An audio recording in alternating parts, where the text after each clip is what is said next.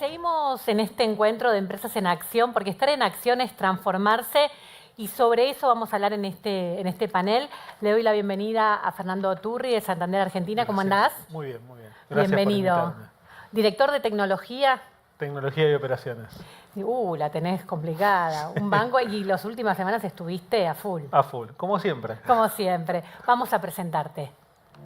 Soy Fernando Turri, director de Tecnología y Operaciones de Santander, Argentina, desde 2022, año en que me incorporé a la empresa. Soy contador público por la Universidad de Belgrano, con estudios complementarios en la Escuela de Negocios de San Andrés, IDVA e IAE. Tengo más de 22 años de experiencia en servicios globales de negocios, en industrias de consumo masivo y banca, en América Latina, Europa y Asia. Presentábamos a Fernando Turri, también forma parte de este panel Andrea Costantini de Philip Morris. Bienvenida, ¿cómo andás? Todo bien, muchísimas gracias por la invitación. Médica, que ahora está trabajando, bueno, ya hace un par de años, bastantes, en el mundo corporativo, la presentamos. Soy Andrea Costantini, directora regional de Relacionamiento Científico de Philip Morris Argentina, empresa de la que formo parte desde 2019. Soy médica especialista en farmacología clínica graduada en la Universidad de Buenos Aires, con más de 15 años de experiencia en la industria farmacéutica. Desde mi rol, soy responsable de comunicar y compartir la ciencia detrás de los productos sin humo, para incrementar la comprensión de las políticas de reducción de daño en tabaco. Ahí yo creo que falló la inteligencia artificial. Faltaron los rulos. Faltaron los rulos. Sebastián falló. Vos, especialista en inteligencia artificial, ¿cómo haces el pronóstico de la IA de Andrea? Estuvo bien, me quedo con la versión en vivo. Me parece que ahí es parte de lo que estamos mejorando. Sebastián Cabo, el hombre que sabe mucho, que sigue hace muchos años, cuando ni vos, ni yo, ni muchos de nosotros hablamos de inteligencia artificial, ya lo tenía en la agenda, también forma parte de esta charla y lo presentamos. Soy Sebastián Cao, CEO de Alquimia.ai desde el año 2025. Soy licenciado en Informática de la Universidad Argentina de la Empresa, donde también fui profesor titular de Arquitectura de Software e Ingeniería de Software, y recibí una maestría en Gestión de la Escuela de Negocios de Stanford University. Anteriormente lideré el equipo de Service Augmentation para América del Norte en Tesla y me desempeñé como CTO para América Latina en Red Hat. ¿Y aprobó tu bio? Está bastante bien, sí. Bueno. Lo planteamos al comienzo, vamos a hablar de cómo las industrias se fueron transformando, estamos hablando de empresas en acción. Fernando, bueno, en un mundo como el de los bancos, la transformación, digamos, parte central de la agenda. Total. A ver, nosotros ya casi no hablamos, viste, de transformación todo el tiempo porque es un ongoing. La verdad que estamos todo el tiempo transformándonos en forma digital, etcétera. Y ahí hay 2 o 3 cosas que hacemos en Santander que buscamos mucho, que es lograr la principalidad del cliente en un mundo que es 100% digital. Nosotros, para darte datos, o sea, tenemos más o menos 15 millones de visitas en nuestros canales digitales todos los días. ¿Esto creció? Si vos lo comparás con lo que pasaba, ¿cómo viene? ¿A qué nivel viene creciendo? Año a año nosotros hacemos un crecimiento y va creciendo, la curva es exponencial.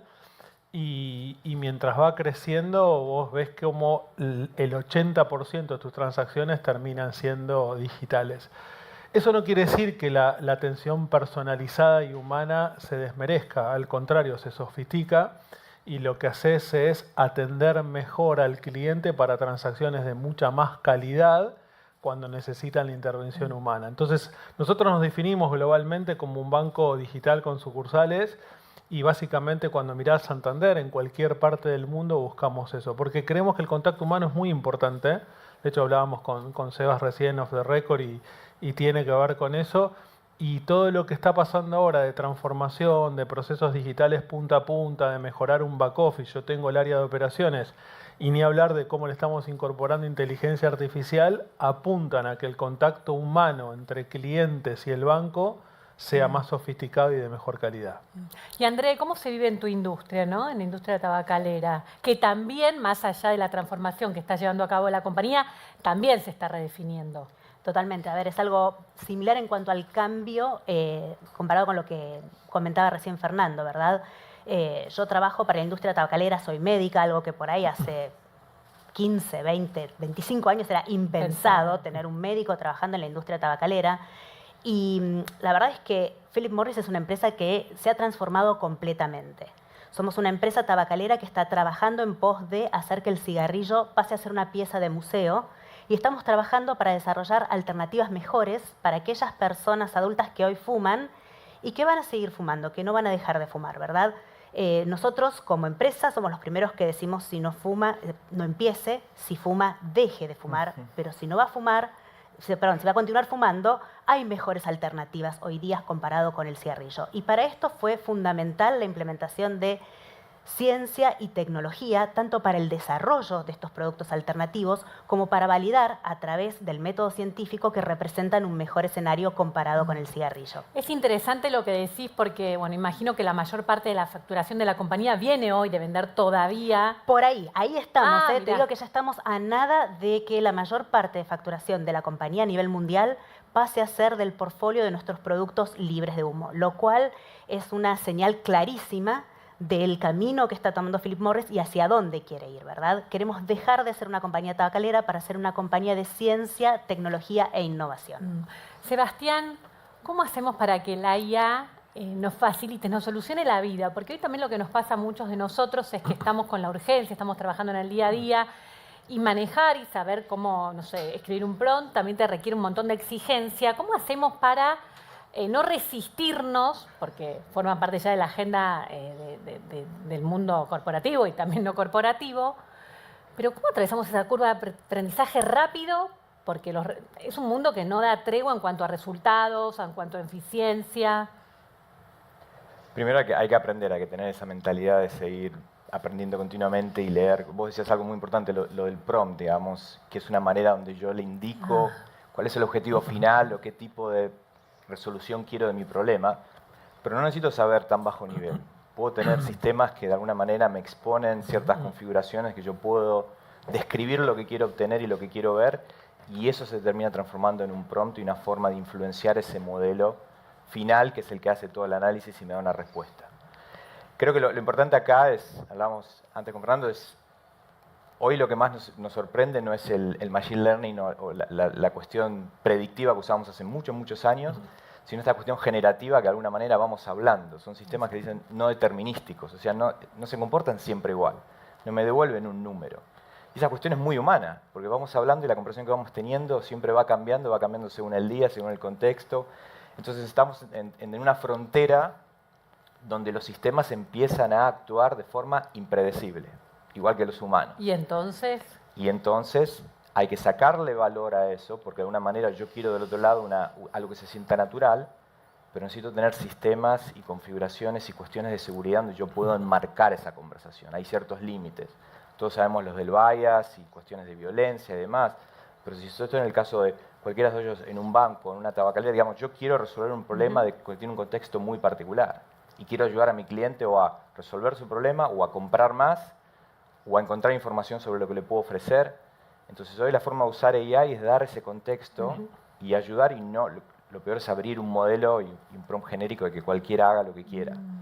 Entonces las condiciones de borde son muy importantes de lo que estamos viendo hoy, porque AI es muy potente y sabe mucho, pero le tengo que indicar y lo tengo que guiar hacia donde quiero que vaya.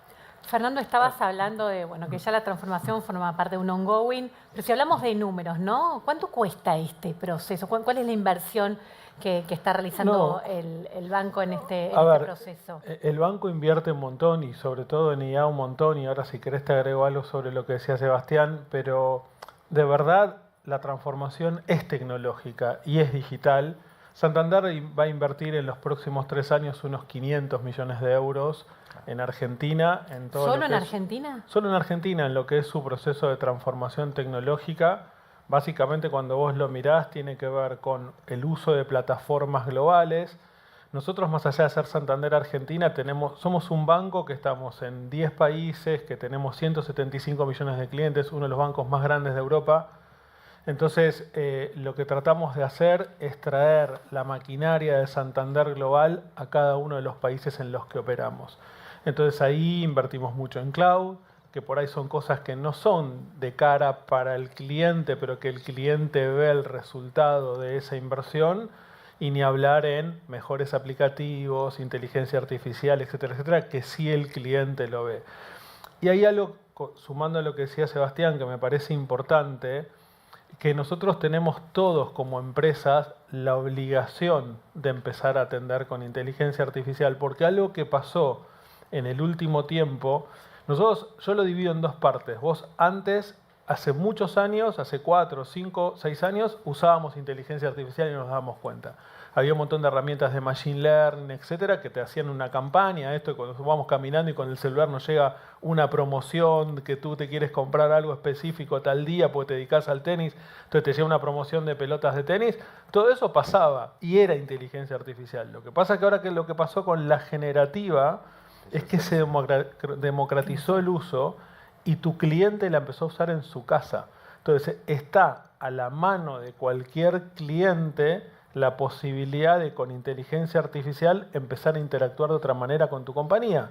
Entonces, si vos no te transformás y no la atendés de la misma manera, el cliente solo está adoptando eso. Cualquier persona que con $20 se paga la licencia de OpenAI, hoy en día tiene una herramienta poderosísima en su celular.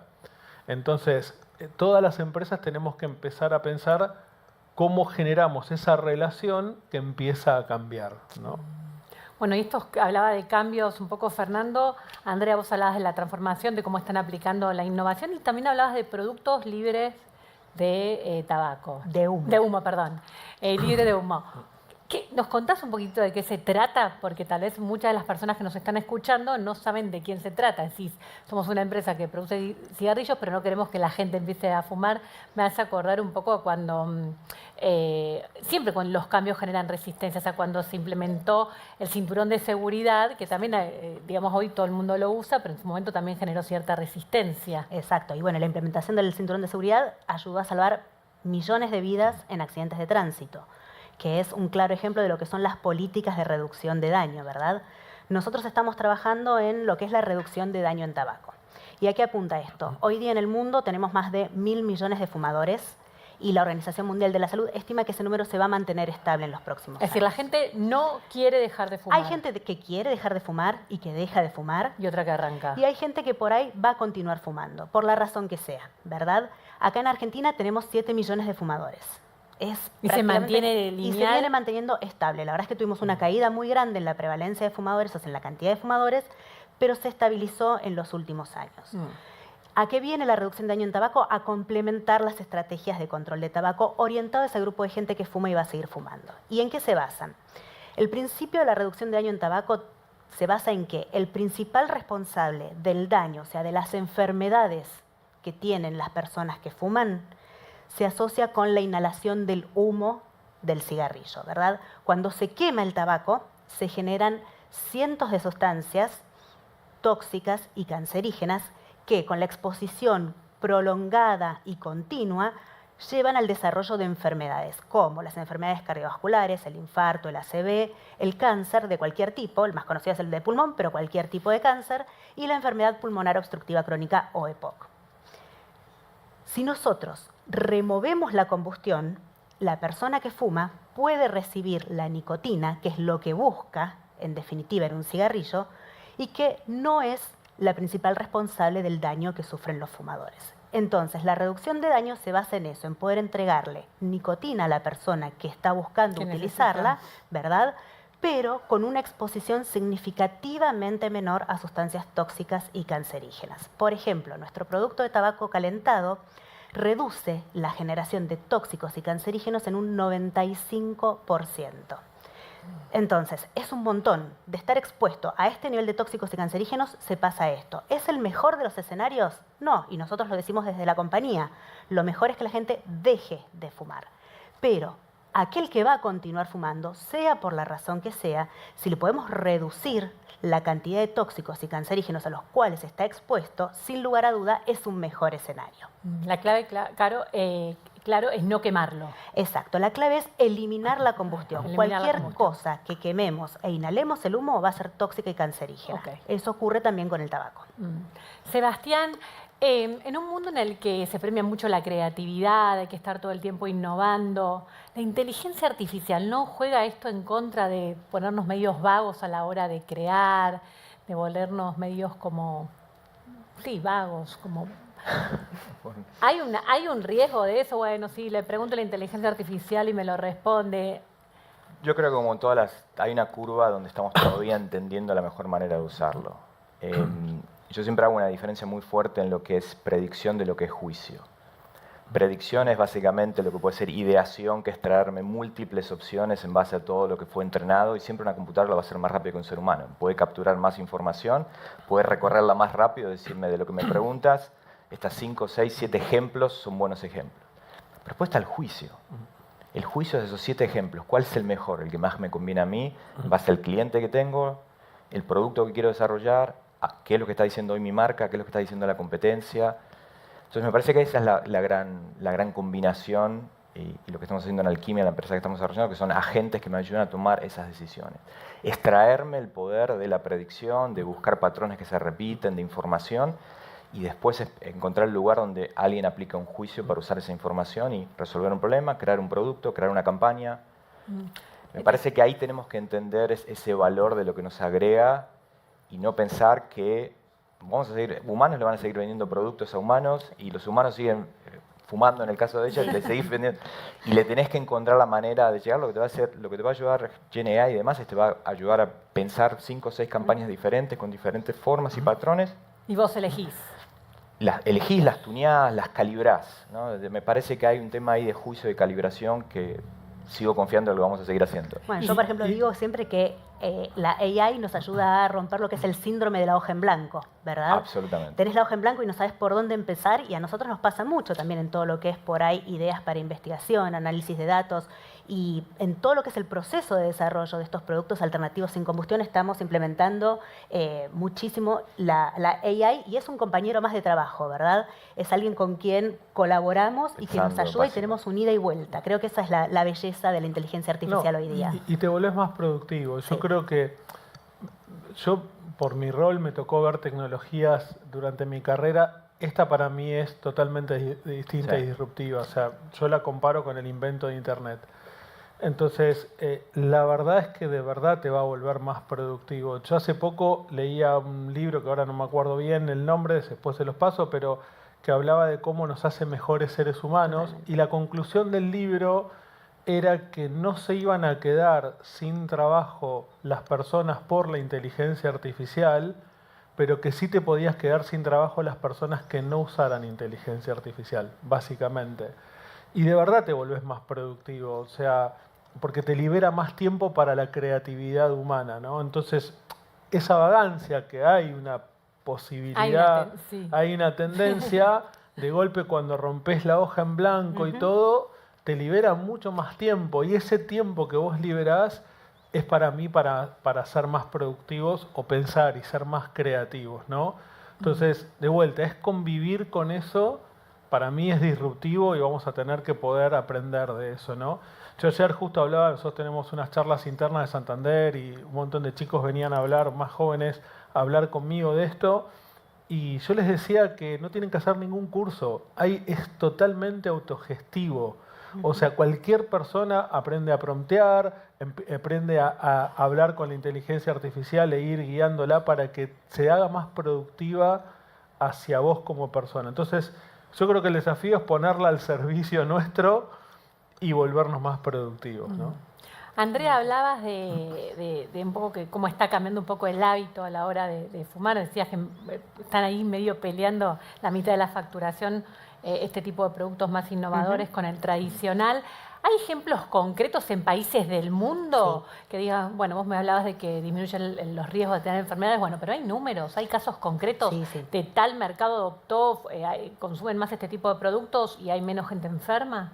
Sí, existen números, principalmente hay números en Suecia, que es un país que tiene implementado el uso de alternativas de tabaco, de consumo de tabaco y nicotina sin combustión desde hace décadas.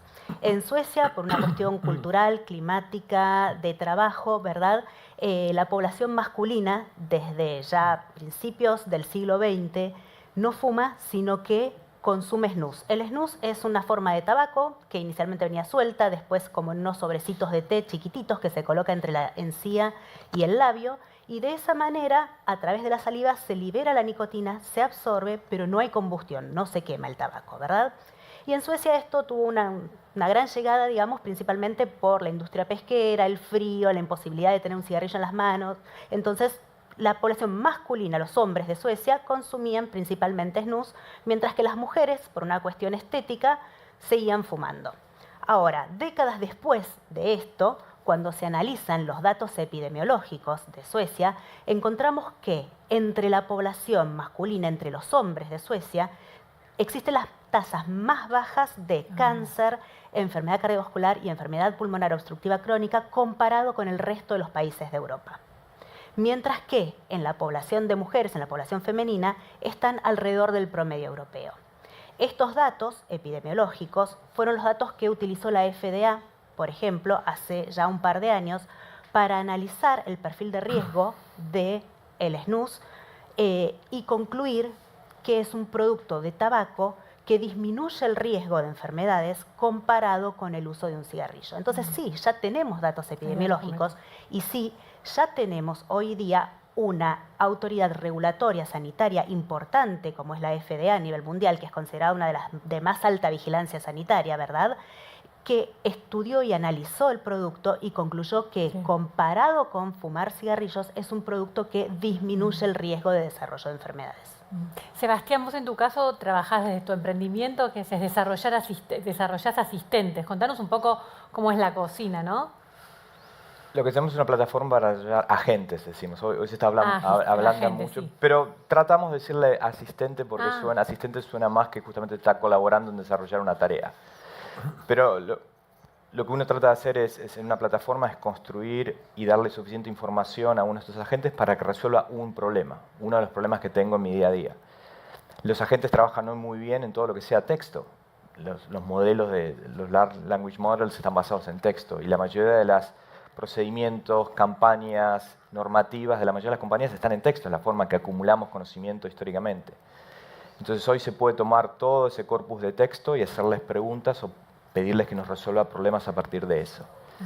Entonces lo que decíamos antes, lo que era la predicción, si yo tomo un documento, por ejemplo, de un nuevo producto, de un nuevo cliente o alguien que quiere resolver un problema y tengo todo mi corpus de la mejor manera de resolverlo, hacer ese match y conseguir una recomendación sobre eso hoy es muy rápido y muy barato con un modelo, porque puede recorrer esa información mucho más rápido de lo que podemos hacer nosotros. Entonces lo que hablamos antes del juicio de la creatividad y el tema del reemplazo del trabajo. Además, si mi trabajo era mirar un documento y buscar en otra cantidad de documentos y ver si había relación o no, y eso era mi único trabajo, y como toda revolución tecnológica vamos mejorando y ya no hay tanto valor en eso. Ahora, una vez que hago la comparación y tengo un scoring, una recomendación, una forma de hacer, ¿cómo transmito esa resolución? ¿Cómo atiendo a la persona? ¿Cómo le digo que su crédito fue aprobado o no fue aprobado? ¿Cómo le doy un diagnóstico médico? ¿Cuándo va a ser el premium de hacerlo eso con una interfaz y una forma humana, digamos? ¿Y hay estudios de cuánto se equivoca? ¿Está bajando el nivel de equivocación? ¿Qué está pasando con eso? Siempre decimos, hoy los agentes estamos apuntando, estamos buscando un 95% de accuracy, se llama, de precisión. De precisión, muchas gracias. No, el Spanglish a mí me mata también. Me cambia mucho. Pero depende mucho contra qué lo estás comparando. Depende mucho de la calidad de la data. Entonces, un sistema y un modelo siempre va a actuar contra la data que conoce. No se le va a ocurrir ir a resolverlo de ninguna otra manera. Son máquinas finitas de alguna manera. El ser humano puede, lo que no conoce, de alguna manera intuirlo, complementarlo. Entonces, por eso siempre hablamos de los asistentes que pueden darme 70, 80, 90% de la resolución y hay un 10% que es la forma en que lo transmitís, la forma que complementás con algo de información que no estaba en el corpus que está entrenado. Entonces eso es lo que estamos viendo, esa cuestión de poder acompañar la resolución de problemas con asistentes que te van guiando y su objetivo es finito, no dentro de una compañía, de una corporación, que es resolver un problema, no es ChatGPT que me va a ayudar a hacer mi tarea, me va a hablar de cualquier cosa. También lo que queremos es restringir la conversación y las respuestas a resolver ese problema. Entonces hay mucho de coordinación ahí también. Pero ahí está un poco lo que decía Sebastián, es la responsabilidad de las empresas de ayudar a tener el control y la seguridad de esos datos. Porque al final eso trabaja contra datos de los cuales también te pertenecen. O sea, lo más rico de un banco no es la IA en sí misma, sino lo que tienen los datos, lo que tiene en su nube de datos que son propias, que es toda la información de los clientes, etc. Entonces, nosotros tenemos muchos temas de seguridad y de cómo construimos esos modelos para proteger los datos del cliente, y cuanto mejor vos prompteás, de alguna manera la inteligencia artificial se equivoca menos. Te puedo contar algo que es gracioso, pero hay agentes que controlan a lo que está haciendo un agente que cumpla la normativa del Banco Central Europeo.